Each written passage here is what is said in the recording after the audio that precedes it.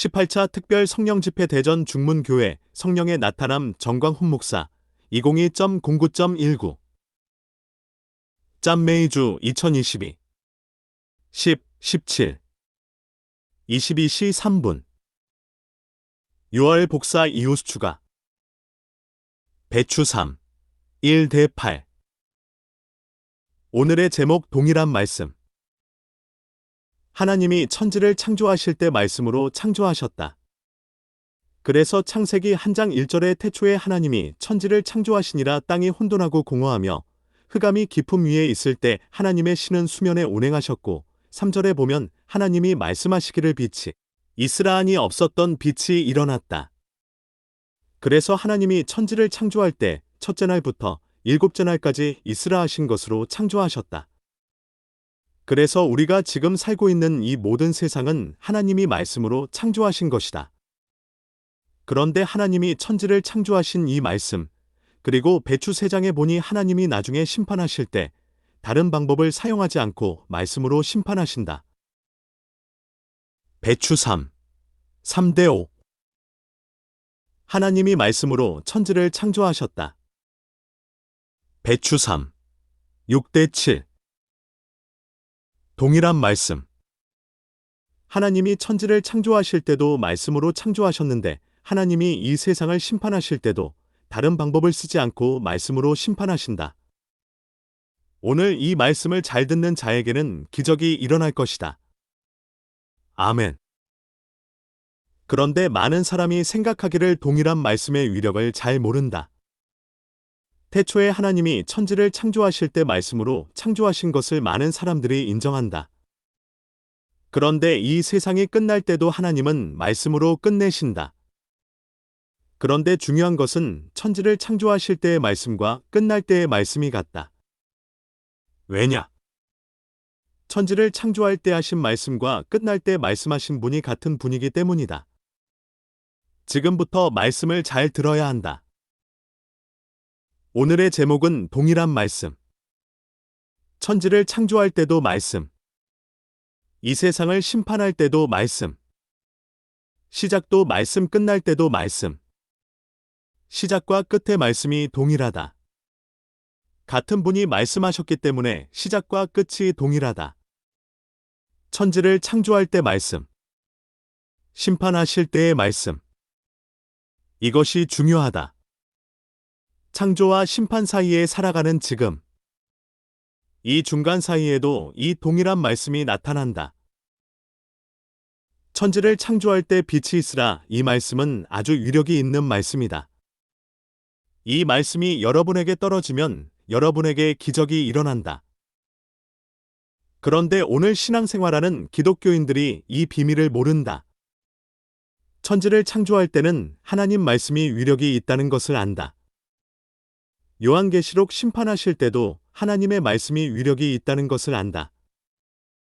하지만 그 말씀이 지금도 위력이 있다는 것은 기독교인들이 모른다. 천지를 창조할 때 말씀. 심판할 때도 말씀. 창조의 말씀과 심판의 말씀이 동일하다. 이 동일한 말씀. 빛이 있으라. 이 말씀이 지금도 임한다. 그런데 많은 기독교인들이 이 말씀을 왜 안 믿느냐?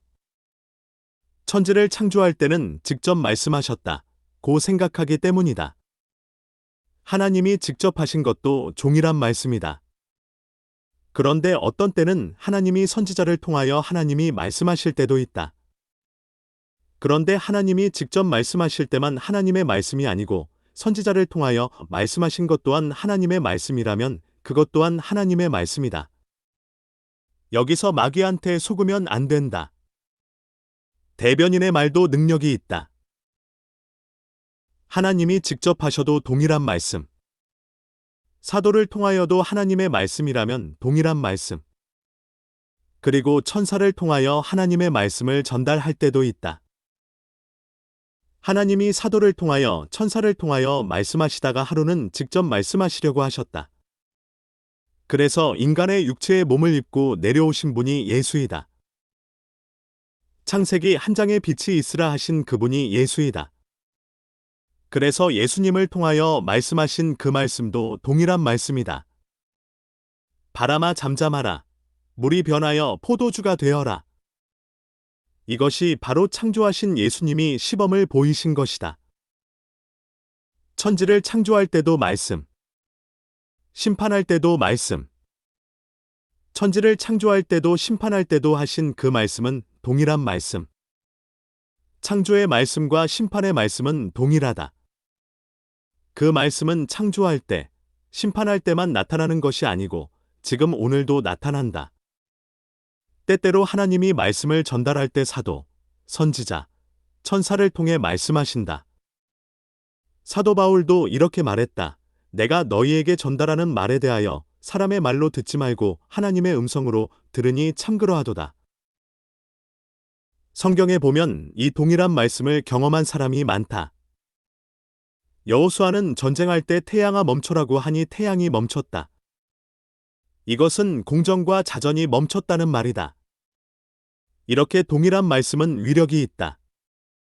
베드로는 다비다야 일어나라 하니 죽은 시체가 일어났다. 이렇게 동일한 말씀은 위력이 있다. 사무엘은 나이는 어리지만 하나님이 하나도 땅에 떨어뜨리지 않고 동일한 말씀이 집행되었다. 이 동일한 말씀은 어떻게 임할까? 룩 1시 26분-29.